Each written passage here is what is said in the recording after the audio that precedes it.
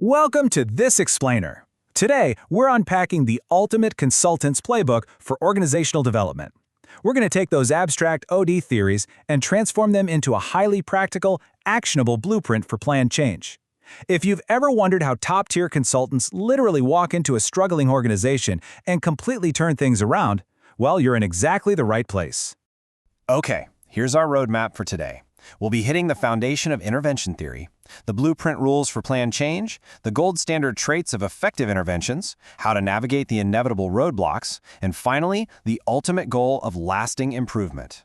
Let's jump right into part 1, the foundation, and define what intervention theory actually is. To really understand how to move an organization from its current state to a desired future state, there's a brilliant quote that captures the entire essence of our topic. Without diagnosis, intervention is blind. Without intervention, diagnosis is useless. Think about it like going to a doctor. If they figure out what's wrong with you but don't prescribe any medicine, that diagnosis is absolutely useless to you, right? But if they just start handing out random pills without checking your symptoms, they're flying totally blind. Identifying the problem means nothing if you don't know how to systematically apply the cure. So the crucial point here is understanding this clear dichotomy. Diagnosis is strictly identifying the what. What exactly needs to change inside the organization? Intervention, on the other hand, is the intentional, systematic how. How we're actually going to apply that change. A good intervention is always rooted in an accurate diagnosis and perfectly aligned with your organizational goals. When we look at the core purpose of an intervention, it really boils down to 4 main pillars. It's not just about guessing. It's about linking your diagnostic findings with appropriate actions. You have to choose the exact right intervention for the specific problem you found. You also need to ensure your actions are systematic, evidence-based, and heavily goal-oriented. And finally, and honestly, this is the tricky part, it allows you to predict how individuals, groups, and entire systems are going to respond to these changes. Moving on to part 2, the blueprint rules, where we'll look at the principles of planned change. Here's the harsh reality of organizational change. It doesn't just happen spontaneously because someone had a great idea in the break room. It requires rigid structure. It requires participation. Success absolutely depends on involving the people who will actually be affected. Decisions have to be made based on hard data, never just assumptions or gut feelings. It also demands a deeply collaborative approach where the consultant and the client are working as true partners. And running through all of this, the need for continuous feedback and ongoing evaluation to ensure you're actually on the right track. That brings us to part 3, the gold standard. Let's look at the traits of truly effective interventions. Knowing the principles is great, but what makes an intervention actually work? Well, let's look at 2 foundational traits. First, your strategy must be highly relevant. It has to address the actual issues you identified and align with the vision. Second, it must be completely measurable. You need clear goals, specific performance indicators, and firm timelines to evaluate if what you're doing is succeeding. This ensures your interventions are laser-targeted rather than just throwing things at the wall to see what sticks. Furthermore, you absolutely need participation. Employees at all levels should be involved and committed to the change process. Why? Because participation promotes a deep sense of ownership and dramatically reduces natural resistance. The intervention also has to be a solid cultural fit. It has to match the organization's existing values to ensure widespread acceptance. And of course, it must be ethical. The whole shebang has to be conducted with integrity, fairness, and deep respect for everyone involved. Let's ground all this theory with a real-world scenario.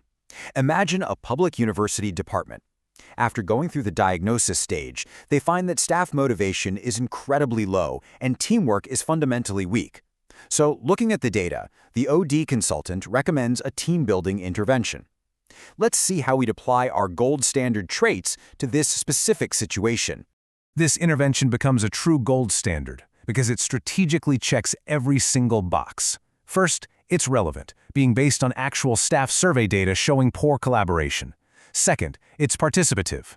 The staff don't just get dragged into some mandatory fun retreat, they actually help plan the activities. Third, it's systemic. This is absolutely crucial. It's not just a one-off workshop. It includes ongoing follow-up sessions and new recognition systems. Fourth, it's measurable, evaluated through feedback surveys and performance reports. And finally, it's ethical, ensuring participation is strictly voluntary and all feedback is kept completely confidential.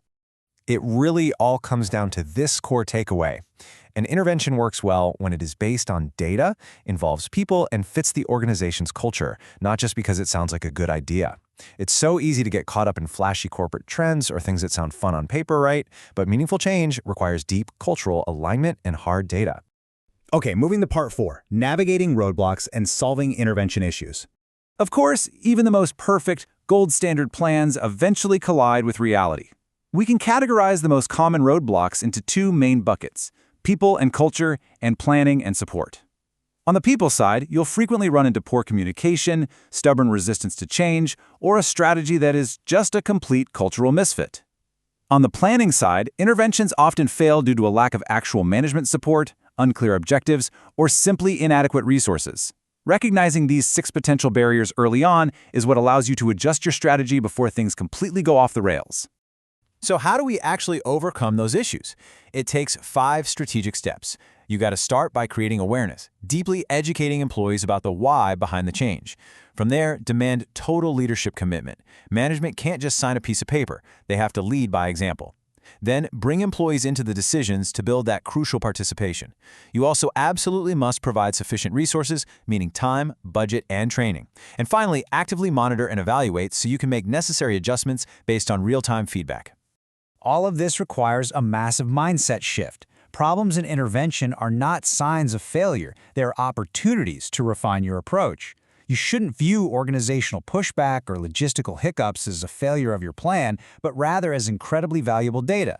It's real-world feedback telling you exactly how to adapt and improve your approach.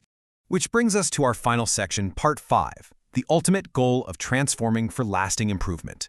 To bring it all together, intervention theory really is the necessary foundation for organizational improvement. We've seen that for these strategies to work, they have to be relevant, highly participative, completely data-driven, and always ethical. Yes, challenges and resistance are absolutely inevitable, but as we discussed, they're entirely manageable. Success ultimately requires a heavy dose of collaboration, rigorous evaluation, and a real willingness to adapt. Because at the end of the day, the ultimate goal isn't just to cross items off a to-do list. It's to create sustainable, genuinely positive change in both your people and your core processes. So I want to leave you with this final thought. As you look at your own team, your own company, or your next client, ask yourself, are you just trying to put a temporary bandage on today's problem, or are you truly designing an intervention that will transform the organization for lasting long-term improvement?